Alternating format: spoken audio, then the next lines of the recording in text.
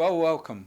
Tonight, we're going to talk to somebody who, for I won't say how many decades, has been serving Milford both as a select board member and before that, directly Milford Catholic, Milford school system. It's rare that you find the people that can say it can be better. We all know things can be better, but it's rare to find the person that says, I'll help make it better. So my hat's off to everybody that looks for these enormous salaries. I don't know if you make minimum wage yet, but I'd be surprised for the hours that you put in. But let's start with an introduction. Good evening, everybody. My name is Mike Walsh, and I am chairman of the Milford Select Board. And when I finish in April, I will have completed my 8th year of service on the Select Board. But there were how many years before that on the schools? I did 9 on the school committee. So it's almost 2 decades. I wasn't too far off. Almost. And as you know, Al, my papers are in. I'm ready to go again. And, I tell people all the time, because people will say to me, at this point of your life, why are you doing what you're doing? I love this community. And I'm not going to sit here and say that there aren't little things that need to be, tweaked or adjusted and worked on. But, that old saying, be part of the solution, not part of the problem. And I love Milford. I have no intentions of going anywhere. Well, I think that's one of the unique things. I mean, I grew up in Milford, born in Milford. First thing I wanted to do, like any Milford kid, was run away. Yeah. I went to school in Worcester, so that wasn't too far. Then moved to Washington, and Washington was a cool place. Then moved to Paris and flew around the world. Moved back to Washington. But when I had a daughter, that gravitational pull, Yeah. where you sit there and say, where do I want her to grow up? What values do I want her to grow up in? I think it's very unique, Al, and I talk about it all the time. When my wife, God rest her soul, when we first came to Milford, and we would, our kids were involved in sports or whatever, and we'd go to a function, and I'd say to my wife, people never leave this town, because I had never seen anything like it, and now I have it in my own family. My son and daughter-in-law, my 2 grandsons are in town. My daughter is literally over on the Hopedale line. I mean, and their friends that they all went to school are all around. It's a gravitational pull. I don't know what it is, but it's just amazing. Well, I loved Washington, but you couldn't walk into the Capitol and find men and women you went to school with. Right. That you could absolutely trust. Yeah. I walk into town hall, it's all Milford people. Yeah. I sit and I watch my grandsons playing Little League, and I say to myself, 30 years ago, I was standing in the exact same spot, watching their father. Yeah. And you see a lot of that in Milford, and that's what makes Milford very unique. As people grow up here, people want to stay here. And I say this all the time, Al, the services that we get in this community, really for the tax structure we have, is phenomenal. Well, it's hard for people to buy on. We'll talk a little bit about taxes later, but the average bill in Milford is $6,500. Correct. Seems like a lot of money to a Milford kid.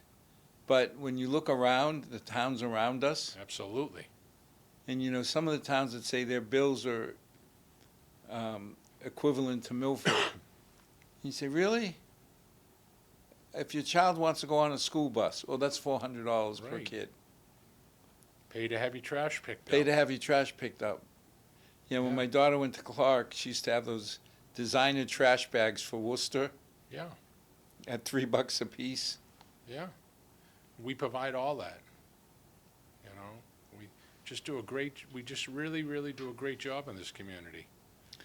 Now, I always start the show, as you remember, you've been on quite a few times. Yes. Mike, I'm from Milford. Why should I vote for you?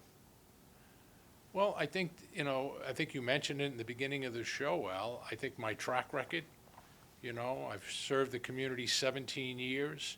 I chaired the school committee for 2 years back to back. I've been chairman on the select board twice.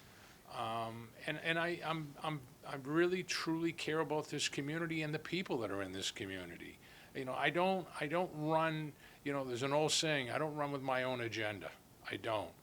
I run with the agenda of the people in this community. I sit at town meeting and I listen. What are people looking for? I listen to people on the sidewalks. When I go to mass in the morning, I listen to what people have to say, because that's very important, very, very important. And when you do that, people will buy into your philosophy. It's hard not to listen because even if you don't try, they're going to come find you. Yeah, absolutely. Yeah.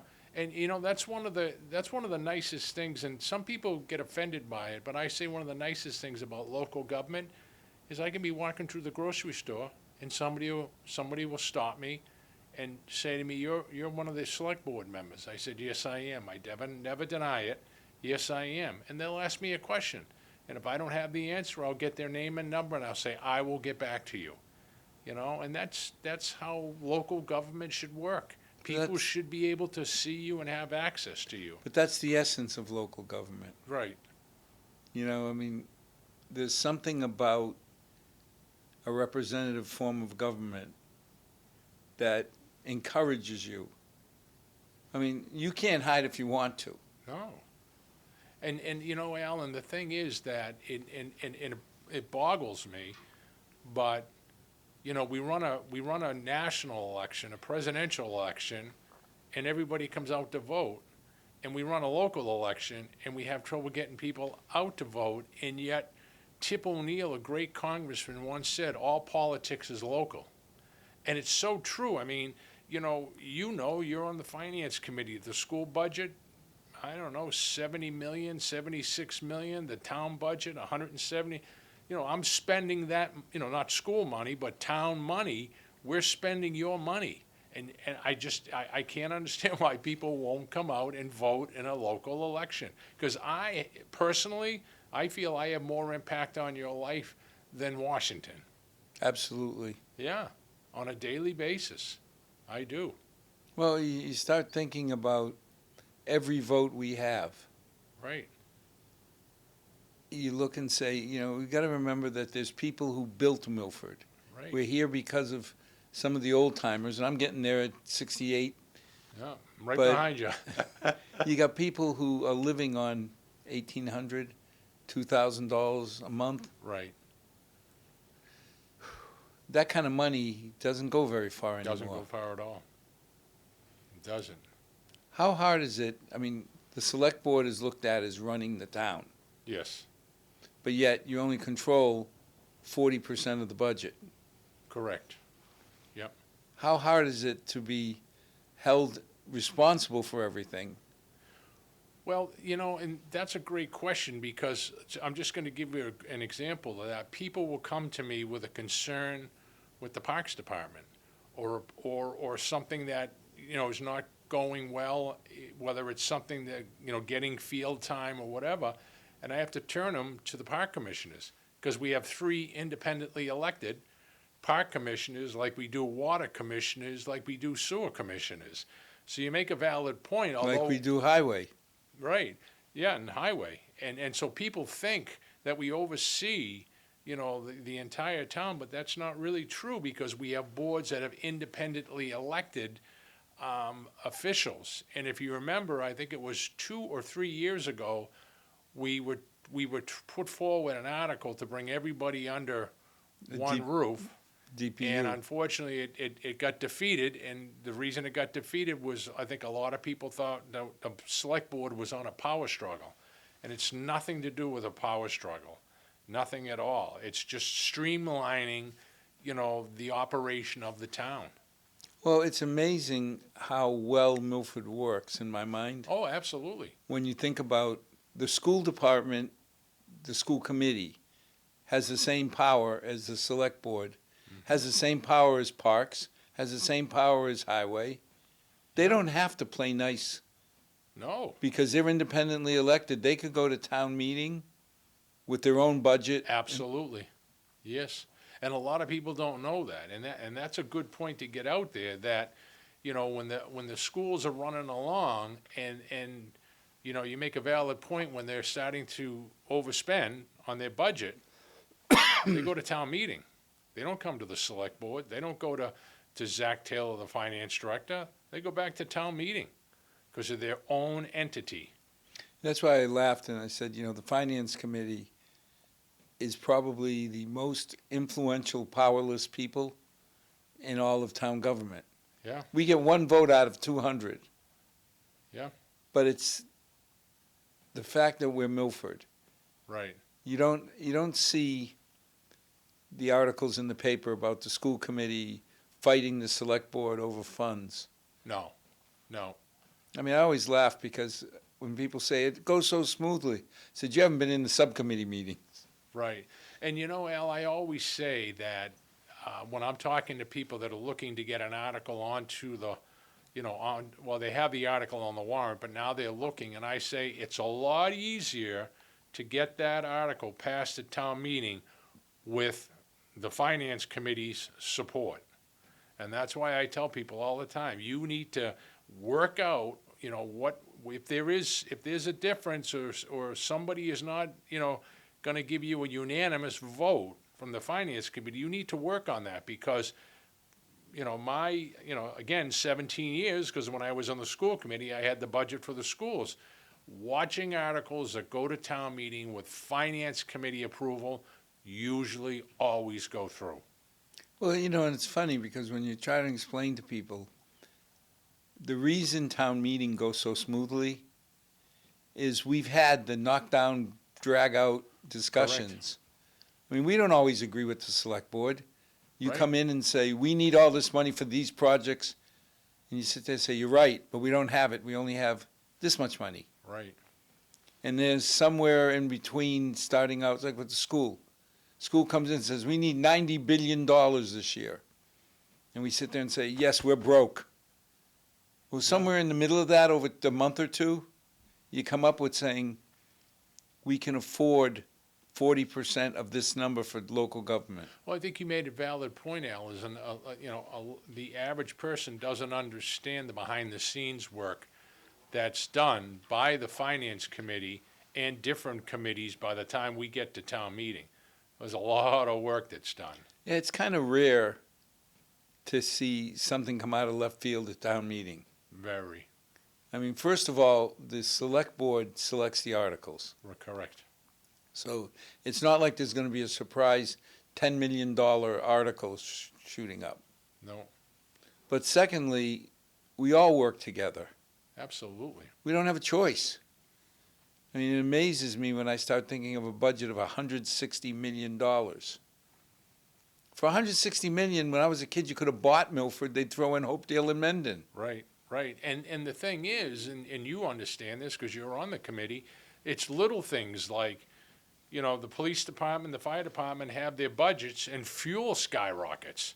Just that alone, can really cause havoc with a budget. Snow and ice. You and I both know that's the only budget you can overspend, but still, that's a curveball coming every year. It's funny, it was Scotty that turned my perspective. So it used to be, we're getting 6 inches, isn't that nice? And I sit there and say, it's $15,000 an inch to remove. Oh my God, that's $90,000. Right. Yeah, it adds up. But again, I go back to what we were talking about earlier, the services in this community.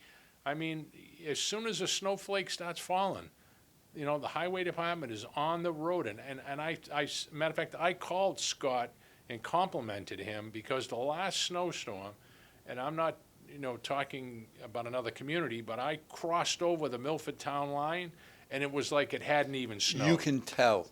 It hadn't even snowed. I laughed once when I said, I don't need the signs that say you're leaving Milford. Yeah. I just look at the way the highway department's taken care of.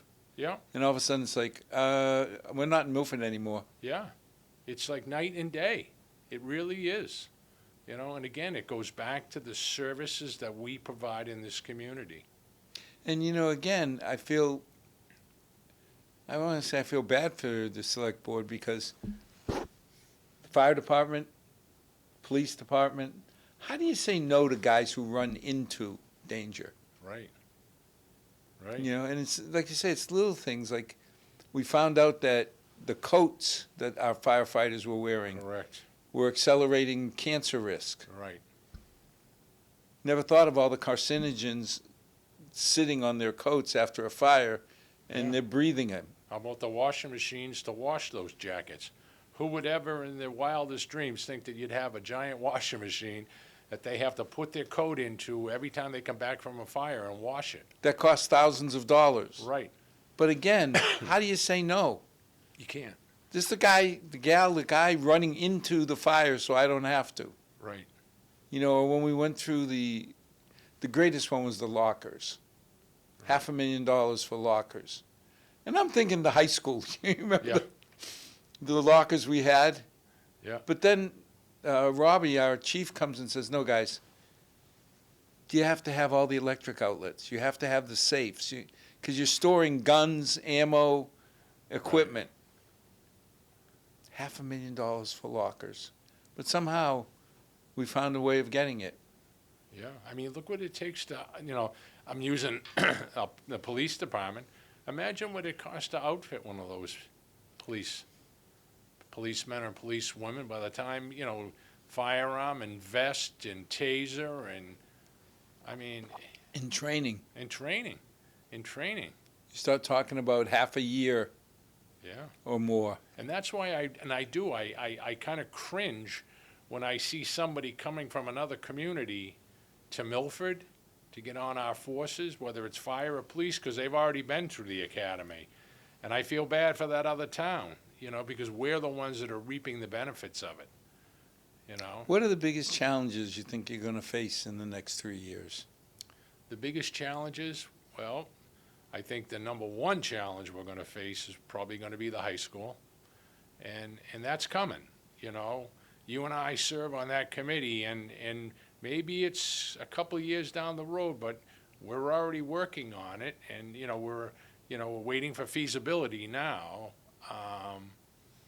But that's going to be big. That's going to be big. I think we got to get Town Park finished up. We're almost done with it, but, we just need to finish it. Like you just made a valid point. You can't go to town meeting, sell 4 things, and deliver 3. Just step up to the plate and finish it. We got Pheno all set to go. It's a beautiful facility, a beautiful pool. I really, I think that the biggest obstacle we're going to have coming up is going to be that high school. And when that number, I don't know what the number is, it's going to take an awful lot to sell. Well, I don't think most people grasp, and there's people a lot smarter than me, but when you say it could cost $350 million, I don't know about you, but none of my friends have had to deal with $350 million in their bank account. Right. But when you translate that down to say the average bill in Milford is $6,500, the Right. average house, that could add $1,500 to $2,000 per Correct. year. Correct. I think people will understand $2,000 a year, $1,500 a year. Yeah, and a classic example, and you and I have spoken about this before, Al, is Milford High School is another one of those schools that we built. I think you were the first class in Yep. there. We built, and honestly, we really haven't done anything to it. Now, the other schools that we've renovated, or what we're constantly working on them, and I'm not saying we're not doing anything at the high school, but truthfully, from the day they opened the door, really, It hit a few years ago when we were in the C Wing yeah, and went into the science lab, and I looked and I said, wow, this looks just like when I was here. exactly. And I hear that over and over And again. to the credit of town meeting stepped up and put $250,000 a year for 2 years and redid the science wing. Right, So little by little, we've done things. right, But, remember when we first walked into that building in '74, it had rotary phones in each classroom. That was the coolest thing, to have a phone in the classroom. Yeah, and I think, and another thing, you just brought up, the redoing of the science wing, and if I'm not mistaken, I think it was you that brought up in a meeting, is that all gonna go to the new building? Because we're not gonna spend that kind of money, On and, infrastructure that we're gonna tear down. right, and the answer was yes, it Yes. was gonna move to the new building. So And that- that's a plus. The thing that people have a hard time understanding is our fleet has 5 main boats: Woodland, Memorial, Stacy, Brookside, and the high school. Right, This is the aircraft carrier. this is it. This is the biggest one that we'll ever have to I face. call it your flagship. You know, And the thing is, some people have said, well, why don't we move it, build it somewhere else in town? And, I say to them, well, what are you're gonna walk away from all the fields that we just invested all that money in? Of course you're not gonna do that. but even if you did, if you said, I found a use for everything, the only place that we own enough dirt to build a high school is Asylum Street. Asylum Street, And I sit there and think about that major highway, Route 140. Can you imagine the traffic? And God help you if you live in the universities. All the university streets, can you imagine all the seniors driving through them in the morning? yeah. Well, the other thing too, and that's a valid point, I don't know if you remember, but Amazon built a brand-new warehouse down the street from Northborough High School.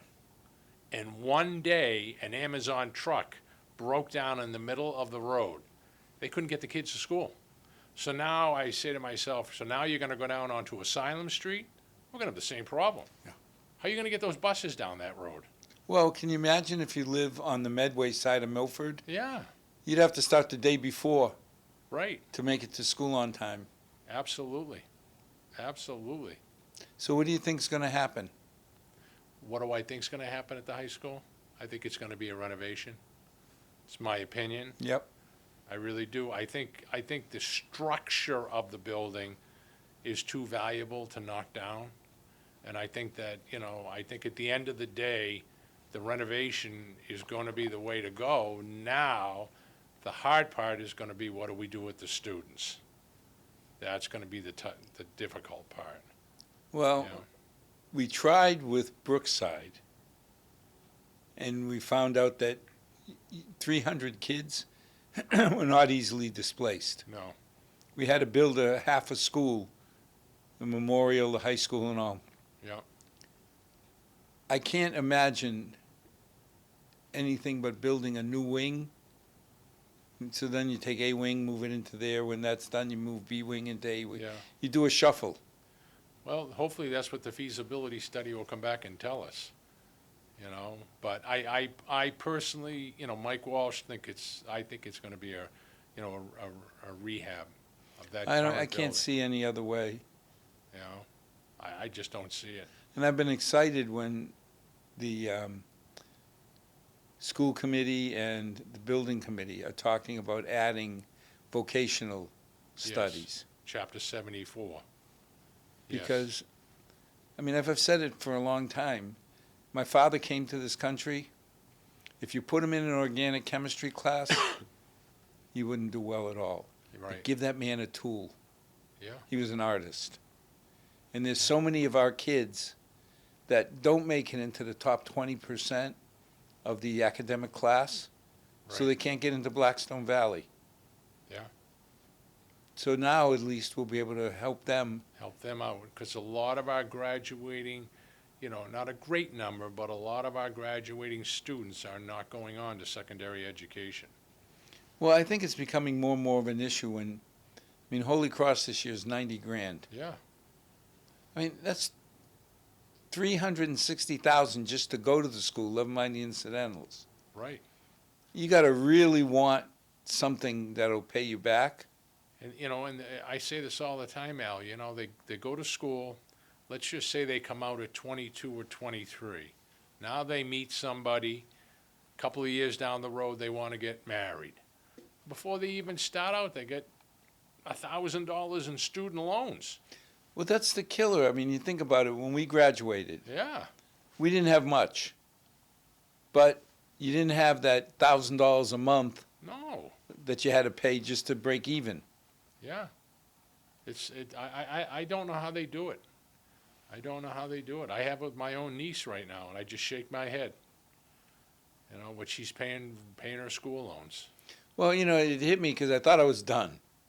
Yeah, Both girls through college without any debt. Yep. My oldest got her PhD. And then it dawned on me. I got 2 grandkids. absolutely. I better start, and I've been putting money away because it's $90,000 today. Yep. Who knows what it'll be when they. Absolutely, absolutely. And I'm very fortunate as well, Al. Both mine came out of school debt free. But I look at my 2 grandsons and say, oh boy, They're going to have to help. yeah, they're just not gonna be able to do it. A lot of attention goes to the immigrant population in Milford. Yes. Yes. Is that a positive or a negative? It depends on how you look at it. Let me talk about this first, because everybody, knows about the Best Western is a sanctuary, and those people that are in there have come through, and their paperwork has been processed. So I can't speak for everybody in there, but the majority or all the people that are in the Best Western are all legally papered and in this country. And the only reason I know that is because at St. Mary's, what they ended up doing, Father Peter came to me because the state approached him, and they wanted to have a central location where they could get everybody into one area and process their paperwork together. Well, that ended up being they decided to do the whole state. So that's when people saw the 3 big coach buses outside St. Mary's. All that was they were just bringing people in from other parts of the state, getting them into St. Mary's Hall and processing their paperwork all together on one day. So, but it is, I'm not gonna sit here and say that it isn't a concern. It is a concern for the people that aren't here legally. And I'm not going to be naive enough to say that there aren't people that are here, There's No. always been people here. right. When they published that Milford had 26,000, we all knew it was 28. Yeah. I just think that the volume has been overwhelming. Oh. I used to joke with the superintendent about the size of Milford High, that they needed more space. And I said, well, in 1974, the first class out was 220 kids.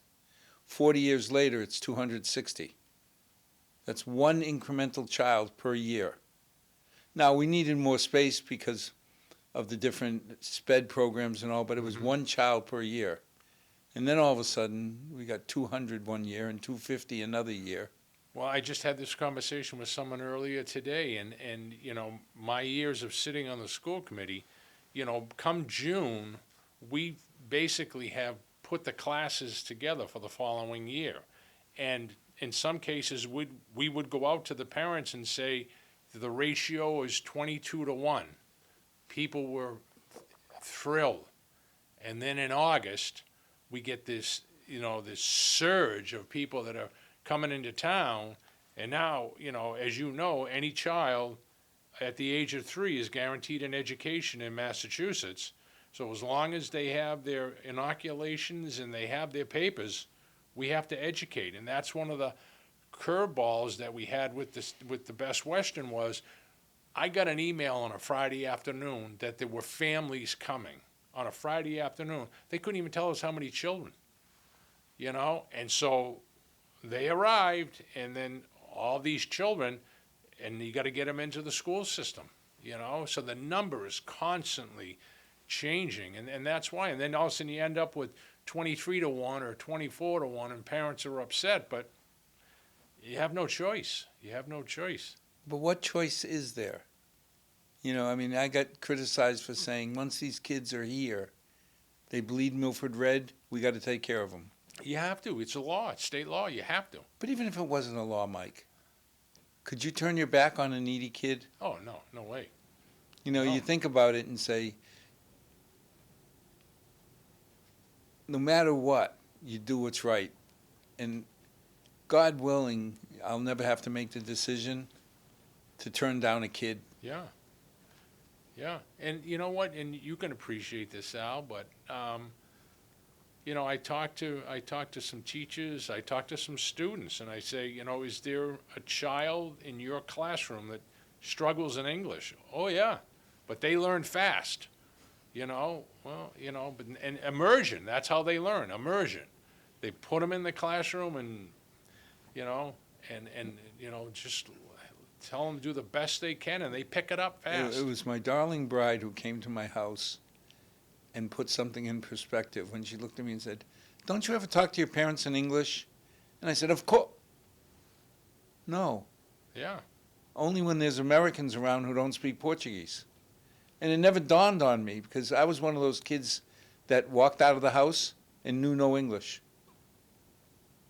I learned. Yeah, I can remember years ago, I went to Memorial School and I was touring, and there was a little girl, and she didn't speak a word of English. And I went back the following year for my tour again, and the principal of the school said to me, "Come here, I want you to meet somebody." And the same little girl, a year in advance, pretty close to perfect English. That's how fast children can learn. It's us adults that panic. Well, I remember when you took your boys to school, there was more anxiety in the parents Yeah, than there was in the school. right. My girls were like, "Okay, Dad, you can go. We're all set. You can go." Yeah, And I'm sitting there nervous. yeah, I was the guy that when they went to preschool, my wife said, "You're going to get arrested. You can't keep looking in the windows to make sure they're okay." Profanity, specifically 2 profane words, 2.5 override and debt exclusion. Well, I can tell you this, we've never had one in the history of Milford, and I surely hope we don't have one. I surely hope that, and I know it's that new school, Yeah. I hope that we can figure it out. I think with the minds that we have, I'm hoping that we can do that, because an override, we've never had one in this community, And I doubt that a 2.5 override will see the light of day for a long time. Yeah, I don't A think. debt exclusion may be because if our share of, I was so proud, so happy when we did Woodland, $62 million school. Yeah. And we absorbed the debt. Yeah. God bless Zach and Chris for figuring out how to do it. Yeah. But this one, if it's $100-some million, maybe too much, we may have to. Yeah, and even 2 other names too, Jonathan Bruce and Aldo Chakey, brought it in really under budget. We were joking at the school building committee that you were at, where I said, the good news is we'll save money on wire.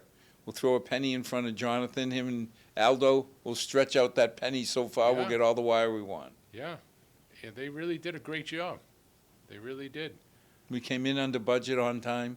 But that school, I thought when I saw the size of Woodland new versus Woodland old, well, this is it. We don't have to worry for the next millennia.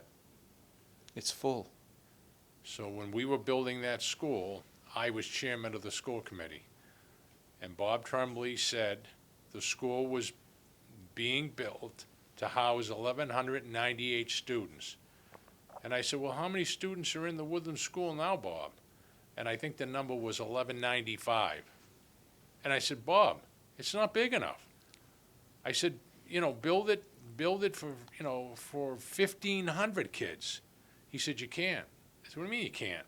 He said, because the state tells you when they buy in on the project, they tell you the size that you're going to build that school to. So honestly, the day that we opened the front door of the Woodland School, it was over capacity.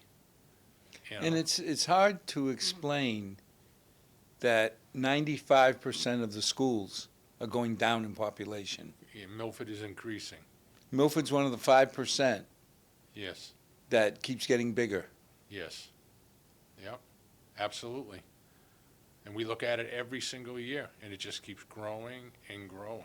Well, the good news is we have good Milford people on the SBC, Yes, and whatever the answer is, I'm sure there'll be some contention, but out of it will come the right answer. Well, I think, that's a valid point that you bring up, Al, because, it's a fairly large committee, but it's a very diverse committee in that we've got educators, we've got people that have strong construction backgrounds, we got engineering people. So it's really a very diverse, committee that I think is gonna, at the end of the day, deliver a project to this town that, we can buy into. I really believe it. Besides the school, what do you think the biggest capital challenges we'll have? The biggest capital challenge? Well, we got Pheno Pool done, we got Town Park almost done. We're gonna do the courts across from the youth center, that's part of that project. I really don't, I think I hate to keep going back to the school, but I think the school is gonna be Well, the school's going to be that's the aircraft carrier. yeah, that's gonna be, But we start thinking about things like roads. yep. But, a lot of that, and again, I give Scotty credit. Scotty does a really nice job of going after the state, for Chapter 90 money, which is what the state reimbursement for For highway. And so, yeah, roads are, but, I look at the roads just like I look at police cruisers and fire trucks, and you gotta update them all the time, Maybe not your fire trucks, but your cruisers, you gotta keep flipping your cruisers, and, every year you gotta look at what roads you're gonna do, and I think Scott does a really nice job with that. I really do. He's another one in a no-win position. Yeah, he is. Because you sit there and say, what do you mean my little street of 4 houses isn't the top priority? That's right. And you sit there and say, well, there's 10 cars a day that go there. Yeah, and I say this all the time, people are fast to criticize, but do you ever take the time to compliment? Good point. They'll complain just using snow. They'll complain if their street isn't done properly or the snow got pushed into their driveway. But do they ever take the time to call the highway department and say to somebody, hey, I just want to, I live on Alden Street, and I just wanted to say thank you. Thank you. Thank you. You really did a nice job I on my wonder if street. Scotty would know how to take that phone call. Yeah, He'd be stunned to say, you're calling just to say. He would. Because for years, we heard the thing that we have so many town trucks, and they do the Congress Street, the Purchase Street, the Right. Main Street. But you have a fleet of pick-me-up trucks. Right. And people would say, that truck never came by my house. And the guy would turn around to Scott and say, yes, I did. I was really happy when Scott put in the GPS tracking system. Yeah, And that was to answer the residents absolutely. saying, what do you mean he was there at 9, he was there at 11, he was there at 1? Right. So now we have a way of tracking it, and to make sure that the 1% of people who'll take advantage of the town weren't getting away with it. Right. Right. And the other thing too is and it does happen, is something accidentally gets damaged. We have proof that vehicle was on that street at such and such a time, and it's inevitable. It's going to happen. The designer mailbox, Yeah. when people would call and say, well, my mailbox was special, it's $500 to replace it. Yep. Wait a minute, now we have a standard. If we hurt your mailbox, we'll pay X dollars. Yeah. Yeah. I say the same thing when you talk to town council and somebody hits a pothole, and the rim and tire is $700. I'm like, wow, that's some rim and tire. But no, I think everybody overall. I think everything in this community. Could there be improvements? Absolutely. Yeah, absolutely. Absolutely. But overall, I spoke to the police chief this morning in great length, and things are going well there. And, I was with Mark Nelson the week before, and, as you know, we're getting ready for contract negotiations, and that's always fun. But I think at the end of the day, it's going to be just fine. Well, I think a lot of the stuff we take for granted because it's always been that way. Yeah. I had a friend of my daughter's who comes from Virginia, and he became like an adopted son. His family was all down 10 hours away. So he would come home with us, and one day we were out and we sat down, and Chief Tom and his wife were there, and we just sat for a half hour talking. Yeah. When they got up and left, Chris looked at me and says, "That's really the police chief?" I said, "Yeah." He goes, "You don't get it, do you?" I said, "What do you mean I don't get it?" He goes, he said, "Me as a black kid in Southern Virginia would never have the opportunity to just sit and talk to the police chief." Right. And it was funny because it was profound the way he said it. I never thought of it. That's my neighbor, Tom. Tom lives down the street. Right. He's also the police chief, so he's due that respect. But first of all, he's a Milford person. You have to be accessible to the people that put you in those seats. And if you don't want to be accessible, don't run. I mean, my cell phone number is on my town website. You know, if people want to reach me, they can call me. If I'm, like I said, if I'm walking through the grocery store or wherever I am and someone stops me, I listen. I listen, because those are the people that put you in those chairs, and you can't turn a blind eye to them, you know, because if they're asking you something, or then they've got a concern, and you need to address their concern, you know. Well, you know, it's funny because I love when people tell me all the bad things of Milford. Oh, God. And I sit there, and a couple times I've looked and said, "Why are you here? What town around us Right. would you rather be in? Pick a town that delivers the services Milford delivers, Yep. and the quality of life Milford gives you, and then go there." Yeah.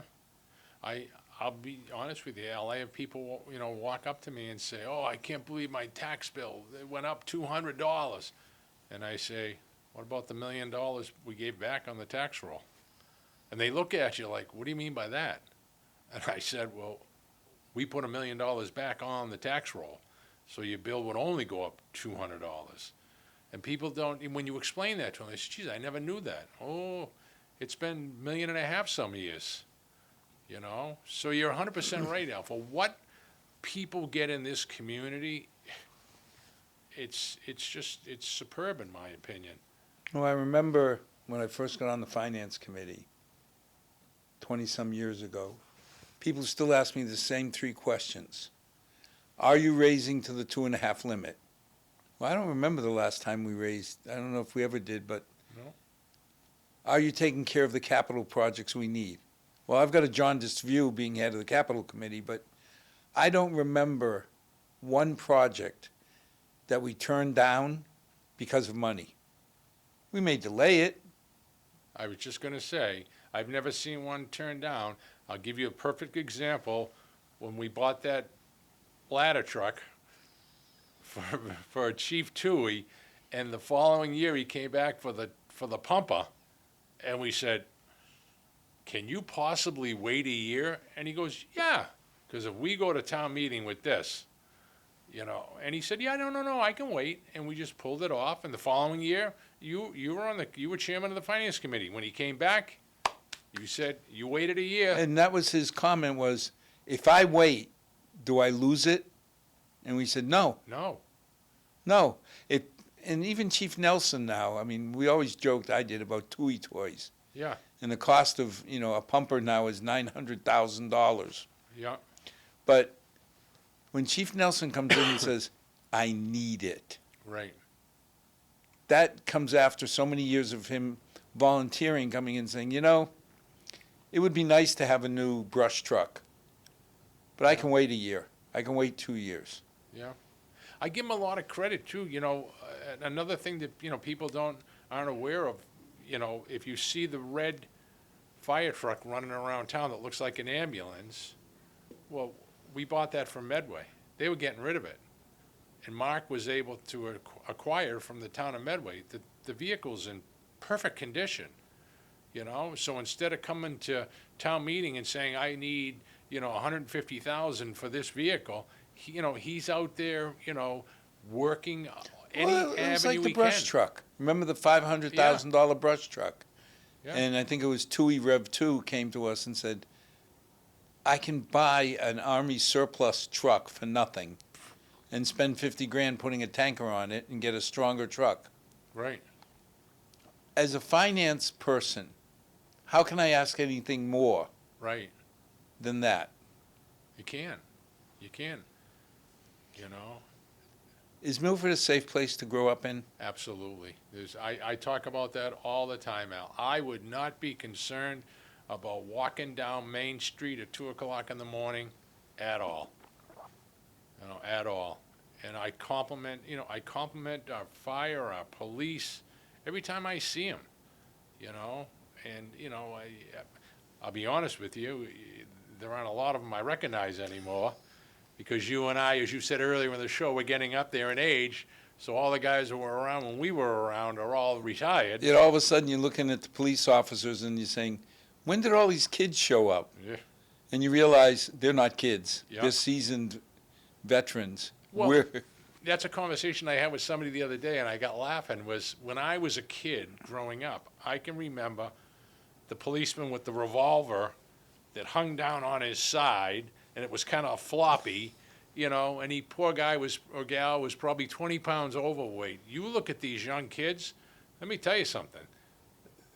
They're in peak physical condition, and thank God they are with the line of work that they do. But it's just, it shows you where the level of policing has now gone. That they work out constantly, and you look at all the equipment they're carrying. You and I were talking earlier in the show, Al. I mean, it just amazes me. They have those new vests now where everything's in the front of them. Yep. And how can they run with all that on? But they do. But the amazing part, when you look at the way the town interacts with the police force, Yes. I'm proud that we've had 2 demonstrations regarding our police force. Yeah. Both positive. Yeah. One of them we stood in the dang rain. Yeah. And the message was, thank you. Yeah, and the other thing too, Al, is that, our police department is, and I'm going to use the word constantly working with the FBI, with the state police, and with ICE. They're in constant communication, and I think it's coming before us on the select board. They were able to break a ring in Boston because of 3 tips that they got from the Milford Police Department, and they're sending letters of accommodation out to 3 of the officers. So we're in constant, contact with other agencies. And As a select board chair, if somebody came to you and said, would you support working with ICE and other federal authorities, what would you say? would I support it? Absolutely. Yeah, absolutely. As long as if somebody is here legally, that's different. But if somebody's illegal, I would say the town should help. Absolutely. I know I had a discussion with Father Peter, as I said earlier, and he came right on and asked me. He said, do you think that they'll walk into my church and pull somebody out? I said, I can't speak for them, Father, but I would hope that they wouldn't. I would hope that they would wait outside, but I can't speak for them. Well, the thing, too, is I have a soft spot for legal immigrants. Yep. Because Legal. we all were. Yeah, legal.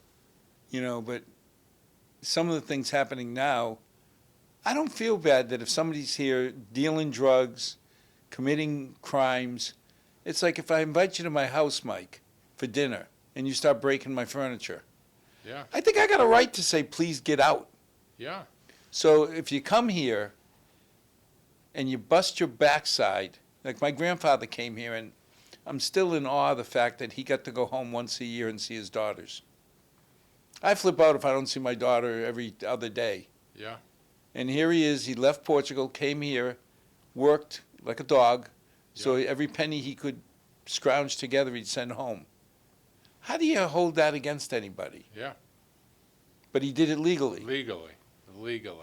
And that's the problem that, not just Milford, Al, well, I won't say all communities, but certain communities, there are people that are getting in here illegally, and I can openly talk about it. You saw it in the paper about a month ago, the 3 gentlemen they got with all the firearms and everything, and I mean, I don't know where they get the money to buy those, No, but again, if you come in here, you come to my house for dinner and you break my furniture. You come into this country and you start doing illegal things. Right.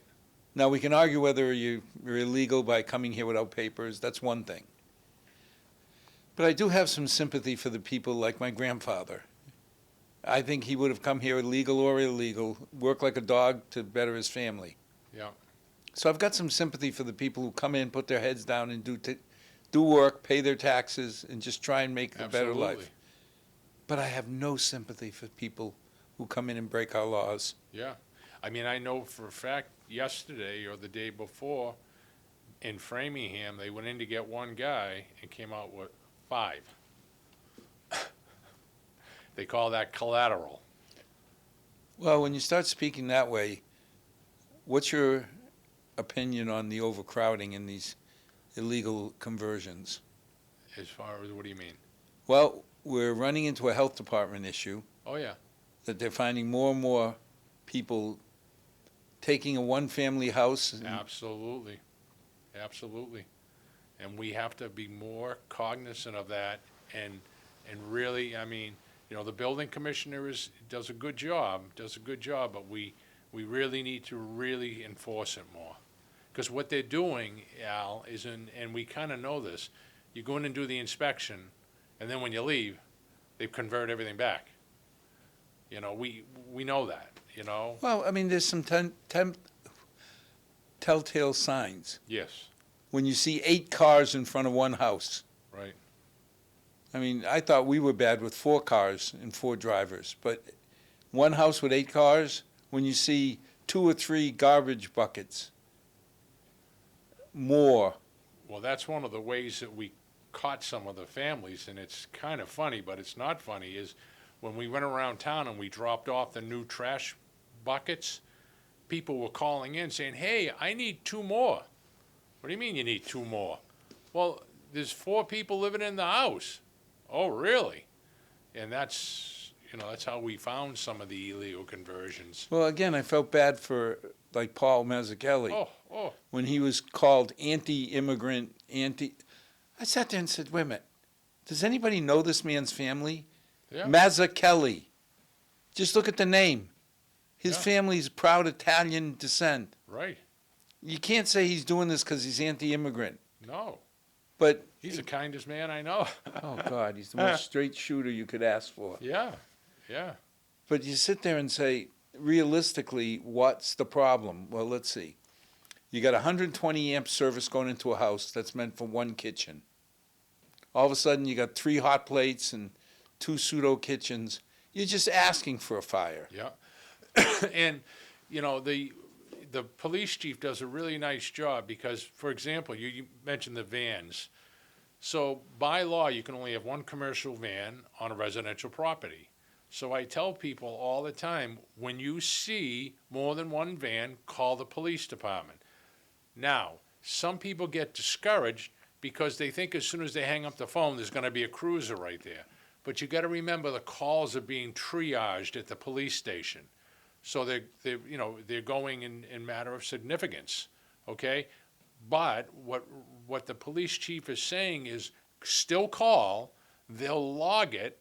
At some point, they will go and investigate it, okay? And even if they go and it's not there, it's logged. So that at some point, if we end up going to court, We've had 4 complaints. I have something to bring with me when the judge says, what do you got? I got this, Your Honor. And that's why I tell people, you've got to call in and register the call. Well, our first responders, I remember when we had our neighborhood picnic. Mm-hmm. And one of the kids jumped off a stone wall and scratched their head. And, of course, all the parents go into hyper shock. Oh, my God, call 911. The first person there was Scott Marshall from the Milford Fire Department. Right. They were there in minutes. Yeah.